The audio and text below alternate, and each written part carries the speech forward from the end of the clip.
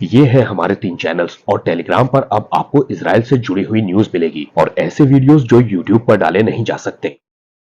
पिछले वीडियो में हमने किंगडम ज्यूरिडिक्शन के बारे में देखा था, परमेश्वर का क्षेत्राधिकार। इस सीरीज में आपको बाइबल की बहुत सारी अद्भुत बातें पता चलेंगी। इसके किसी भी वीडियो को मिस मत करिएगा। प्लेलिस्ट में जाकर के किंगडम सीरीज को चेक करिए। ये इस सीरीज का 8वां वीडियो है। हम 4 चीजों पर बात कर रहे हैं। किसी भी किंगडम में 4 चीजें होती हैं। पहला तो राजा, और दूसरा होती है टेरिटरी, उसकी रियासत, तीसरे उसके नियम कायदे कानून, और चौथा है उस नियम कायदे कानून को मानने वाले लोग यानी कि प्रजा, जो कि उस किंगडम का पूरा बेनिफिट उठाते हैं। इस पृथ्वी की पूरी किंगडम को आदम के अधिकार में सौंपा गया था। उत्पत्ति की किताब में हमें एक बड़ी ही बारीक बात दिखाई जाती है कि आदम जानवरों के नाम रखता है और उन जानवरों को आदम के पास परमेश्वर लेकर के आते हैं, तब आदम उनके नाम रखता है। ये आखिर किस बात को दर्शाती है? उत्पत्ति 2:19, और यहोवा परमेश्वर भूमि में से सब जाति के बनेले पशुओं और आकाश के सब तरह के पक्षियों को रचकर आदम के पास ले आया कि देखें कि वो उनका क्या क्या नाम रखता है। कोई भी चीज जो आपको बिलोंग करती है उसका नाम रखने का अधिकार आपका होता है। ये छोटी सी बात बाइबल में इसलिए दर्ज है कि आप समझ सकें। आदम इन सब चीजों का मालिक था, प्रभु था। आगे लिखा है, तो आदम ने सब जाति के घरेलू पक्षियों और आकाश के पक्षियों और सब जाति के बनेले पशुओं के नाम रखे।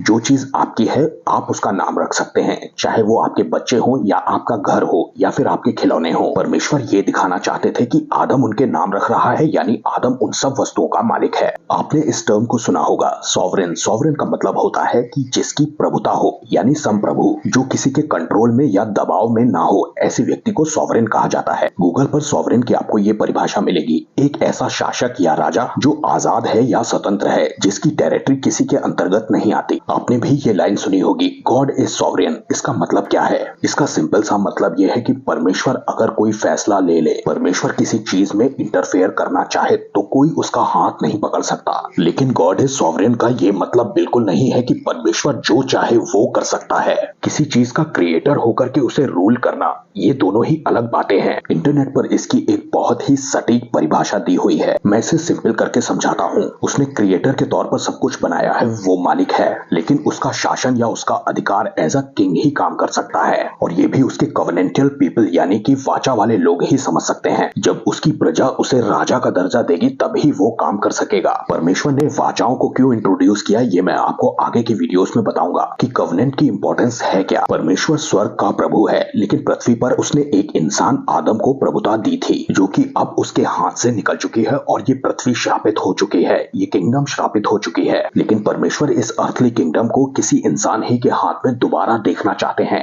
और इसीलिए उसने अपने पुत्र यीशु मसीह को भेजा। यीशु मसीह की प्रभु की प्रार्थना के इस हिस्से पर ध्यान दीजिए, दाई किंगडम कम, तेरा राज्य आए, और आगे लिखा है, thy will be done on earth as it is in heaven. जैसे तेरी इच्छा स्वर्ग में पूरी होती है वैसे ही पृथ्वी पर हो। मतलब राज्य पूरी तरह से अभी आया नहीं है, और परमेश्वर की इच्छा जो अभी अधूरी है वो यहाँ पर पूरी हो, जैसे कि स्वर्ग में होती है। ये किंगडम दोस्तों शैतान रूल कर रहा है, अर्थली किंगडम, और ये यीशु मसीह के हाथ में वापस जानी है, और इस काम को कलीसिया को सौंपा गया है। परमेश्वर की इच्छा को धरती पर उतार लाना, यही काम कलीसिया को दिया गया है। उसके राज्य को इस दुनिया में लाने का काम। परमेश्वर ऐसे लोगों को ढूंढ रहे हैं जो राज्य की बात को समझ सके और समझा सके, जो कि सीरियस हो। यहेजकेल 22:30, और मैंने उनमें ऐसा मनुष्य ढूंढना चाहा जो बाड़े को सुधारे, देश के निमित्त नाके में मेरे सामने खड़ा हो, कि मुझे उसका नाश ना करना पड़े, परंतु ऐसा कोई नहीं मिला। आप देख रहे हैं कि स्वर्ग पृथ्वी पर मूव तो होना चाहता है, परमेश्वर के स्वर्गदूत भी काम करना चाहते हैं, लेकिन कोई उन्हें इन्वॉल्व तो करे, कोई परमेश्वर की इच्छा को मांगे तो पृथ्वी पर। ऐसे लोग जो परमेश्वर की प्रजा कहलाएं और परमेश्वर के स्वर्ग को यहाँ इंटरफेयर करने के लिए न्योता दें, लगातार न्योता दें, जब तक आसमान का खुदा कुछ कर ना दे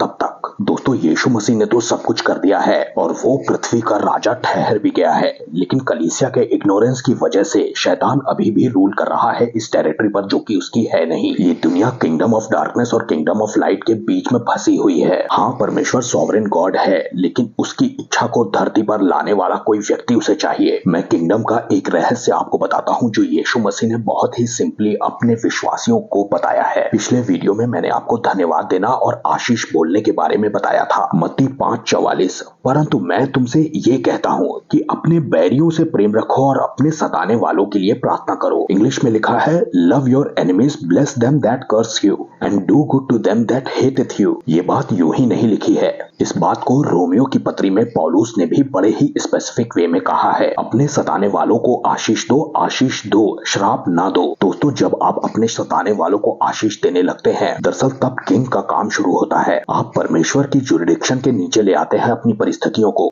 तब परमेश्वर, जो कि हमारा किंग है, उसे वो काम करने की इजाजत मिल जाती है जो वो करना चाहता है। मैं खुद पर्सनली ऐसे लोगों से मिला हूँ जिन्होंने ऐसा किया है और वाकई बड़ी ही अद्भुत गवाहियां निकली है उसके बाद से। आपका प्रार्थना करना, आपका धन्यवाद देना, आपका आशीष बोलना, ये किंग के जुरिडिक्शन को खोल देता है। पूरा स्वर्ग इन्वॉल्व हो जाता है, क्योंकि आप वो काम कर रहे हैं जो इस किंगडम में कहा गया है करने के लिए। इस श्रापित पृथ्वी के किंगडम में लोग एक दूसरे को गालियां बकने लगते हैं या उनका बुरा चाहने लगते हैं, लेकिन आपको एक दूसरा तरीका दिया गया है। आप दूसरे किंगडम के नियम कायदे कानून के हिसाब से चलेंगे तो ही जीत पाएंगे। दोस्तों, नई किंगडम में रहने वाले लोगों के लिए, उसकी प्रजा के लिए नए तरह के लॉज लाए गए हैं। आप उनका बेनिफिट तब उठा सकते हैं जब आप उस पे चलते हुए दिखाई देंगे हेवन को। जब जिब्राइल स्वर्गदूत मरियम के पास आता है, तब वो भी एक बड़ी खास बात बताता है इस राज्य के बारे में। लूका 1:33।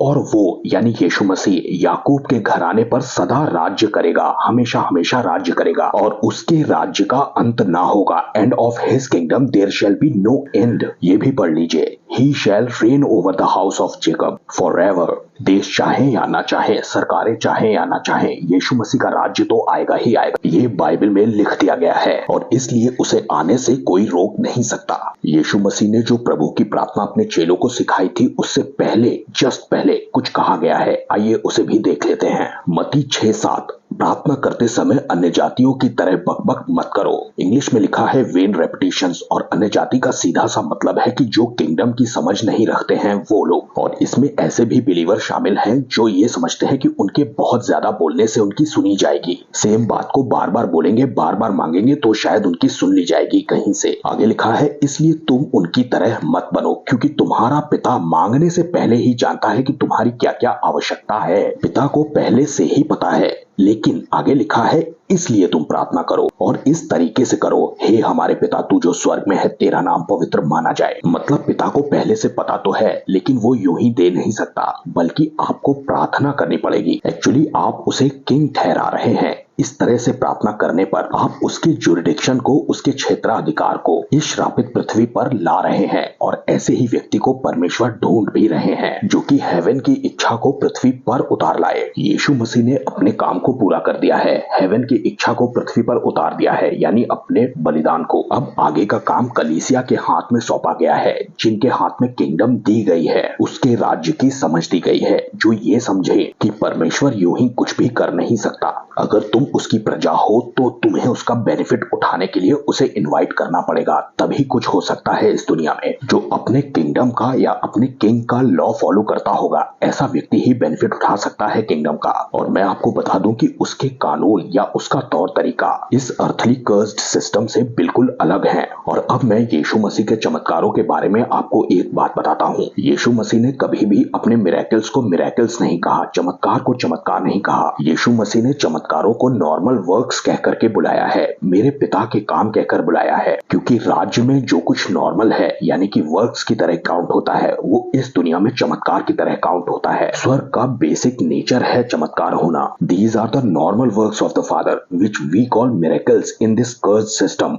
Earthly cursed system. इसे इस दुनिया में चमत्कार कहा जाता है, लेकिन उस दुनिया में नॉर्मल काम कहा जाता है। जॉन 10:24। तब यहूदियों ने उसे आ घेरा और उससे पूछा कि तू हमारे मन को कब तक दुविधा में रखेगा? अगर तू मसीहा है तो हमसे साफ साफ कह दे। यीशु उन्हें जवाब देते हैं कि मैंने तुमसे कह दिया, पर तुम यकीन करते ही नहीं। जो काम मैं अपने पिता के नाम से करता हूँ वे ही मेरे गवाह हैं। यीशु मिरेकल्स को वर्क्स कह करके बुला रहे हैं, नॉर्मल वर्क्स। अगर आपको भी किंगडम की समझ होगी तो जो चमत्कार हैं इस दुनिया के लिए, वो आपके लिए नॉर्मल वर्क्स हो जाएंगे। आमेन इन जीसस नेम। लेकिन रुकिए, सिर्फ चमत्कारों पर ही निर्भर मत हो जाइएगा। हाँ, वो हेवन के नॉर्मल वर्क्स हैं, लेकिन उससे भी बड़ी एक बात मैं आपको दिखाता हूँ। मत्ती 12:39 उसने उन्हें उत्तर दिया कि इस युग के बुरे और व्यभिचारी लोग चिन्ह ढूंढते हैं। ये लोग चमत्कार के पीछे लगे हुए थे। ये हेवन के वर्क्स नहीं बल्कि चिन्ह चमत्कारों के ही पीछे लगे हुए थे। बस ऐसे लोगों के लिए यीशु ने कहा कि सिर्फ योना भविष्यवक्ता का चिन्ह दिया जाएगा और कोई चिन्ह उन्हें नहीं मिलेगा। जैसे योना 3 दिन 3 रात जल जंतु के पेट में रहा, वैसे ही मनुष्य का पुत्र 3 रात दिन पृथ्वी के भीतर रहेगा। यहाँ पर योना का जिक्र करके यीशु मसीह इस ओर इशारा कर रहे हैं कि क्रूस की मृत्यु के बाद कैसे वो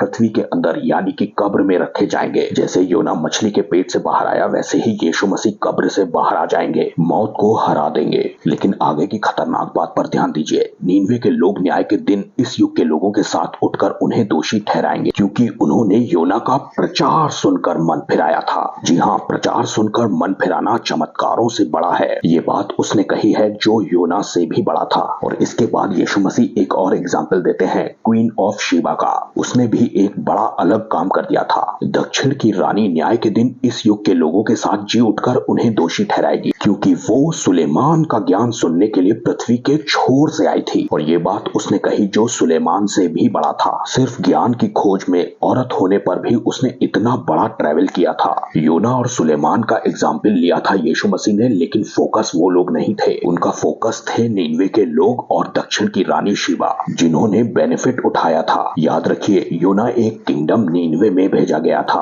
और शीबा अपनी किंगडम छोड़ करके सुलेमान की किंगडम में आई थी सिर्फ ज्ञान सुनने के लिए। नीनवे के लोगों ने और दक्षिण की रानी शीबा ने परमेश्वर के हार्ट को समझ लिया था। प्रचार सुनकर मन फिराना और टाइम, एनर्जी, मनी खर्च करना सिर्फ ज्ञान के लिए, ये परमेश्वर की इच्छा है। लोग उसकी किंगडम को सीखें और उसके नियम, कायदे, कानून मानने वाले हो जाएं, और उसकी इच्छा को पृथ्वी पर उतार लाने वाले को परमेश्वर ढूंढ रहा है।